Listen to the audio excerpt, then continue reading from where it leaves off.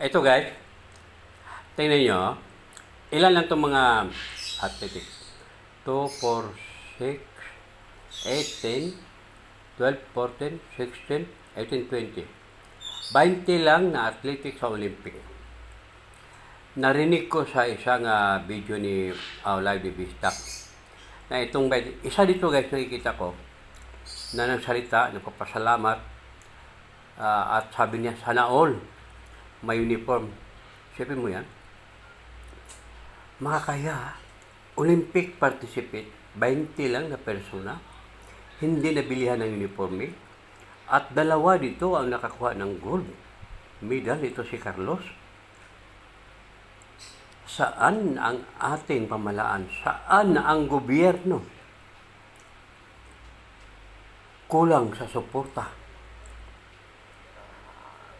Ano ba kayo? Makakahiya naman kayo. Alam niyo, naawa ako, naiyak ako dito sa live ni Bistak na ito yata naka-green, no? Naka-green, isa to naka-green at itong katabi naka-green na babae na dinidikit lang ang flag sa kanyang dibdib. Dahil ni t-shirt, walang uniforme, walang flag ng Pilipinas. Makakahiya kayo. Ano klaseng pamalaan kayo? Saan ba yung in-charge sa Olympic? I think siya, Senadora Cayetano. Siya ang isa dyan sa in-charge sa Olympic. Ano bang nangyayari sa ating bansang Pilipinas? Hindi ba pagyabang? 20 lang na t-shirt. Ipa-imprinta mo lang. Kung alam ko lang, kaya kong ibigay sa kanila yon. Kung ganun man na wala silang uniform, makakawa, makakaiyak ha? Makakaiyak ha? Dalawang babae dito na bumili ng flag, dinidikit sa dibdib para lang may pakita na sila representative ng Pilipinas. Shit!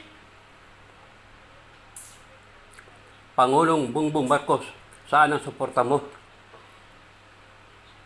sa Pilipinas sa Olympic?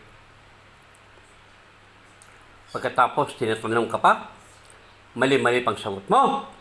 Yo! Mga kababayan ko, sobra na. Sobra na. Kumilos sa kayo dyan. Kayo, kawawa ang ating bansang Pilipinas. Ito lang po guys, sabi ko lang po ang aking malasakit sa ating mga atleta sa Olympic 2024. Maraming salamat sa inyo lahat. I love you all. Kingdom of yung kay Pastor Kibuloy.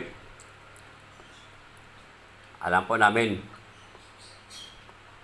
kayo nasasaktan sa panggigipit sa ating pamalaan. Sana kumilos na ang taong bayan. Maraming salamat and I love you all.